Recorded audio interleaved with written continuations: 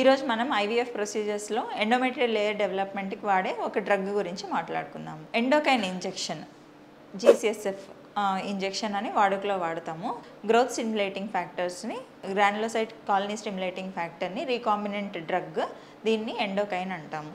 So ఇది ఎప్పుడు వాడతాము, ఎవరికి వాడతాము? థిన్ ఎండోమెట్రియం వచ్చే వాళ్ళకి, ముందు ఐవీఎఫ్ ప్రొసీజర్స్ ఫెయిల్ అయిన వాళ్ళకి, ఎండోమెట్రియల్ రెస్పాన్స్ మనం డ్రగ్స్ ఏవైతే పెడతామో మందులతో అడిక్వేట్ రెస్పాన్స్ రాని వాళ్ళకి ఈ డ్రగ్ అనేది వాడతాము. సో ఎప్పుడెప్పుడు వాడతామంటే డే 7 ఆర్ డే 8 పైన ముందైతే ఏవైతే ఈటీ ప్రిపరేషన్ మనం మెడిసిన్ స్టార్ట్ చేసి ఉంటామో వాటితో యాడ్ ఆన్గా ఇవి అనేది వాడతాము. సో డైలీ ఒక ఇంజెక్షన్ ఇవ్వడము, అంటే ఇంజెక్షన్ సబ్క్యూటేనియస్గా వాడతాము, లేదా ఇంట్రాయూట్రైన్ ఇంజెక్షన్స్ కూడా మనం ప్లాన్ చేసుకోవచ్చు. సో దీనివల్ల కలిగే ఉపయోగాలు ఏంటి అంటే ఎండోమెట్రియల్ లేయర్ థిక్నెస్ అనేది బాగా పెంచుతుంది.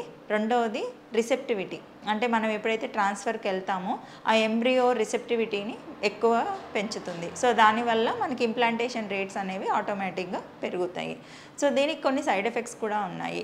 కొంతమందికి బాగా సివియర్ హెడేక్ రావడము, bone pains, spinal pain complaint చేస్తారు, బ్యాక్ ఏక్ కంప్లైంట్ చేస్తారు, కొంతమందికి డయేరియా, వామిటింగ్ కూడా కనపడుతుంది.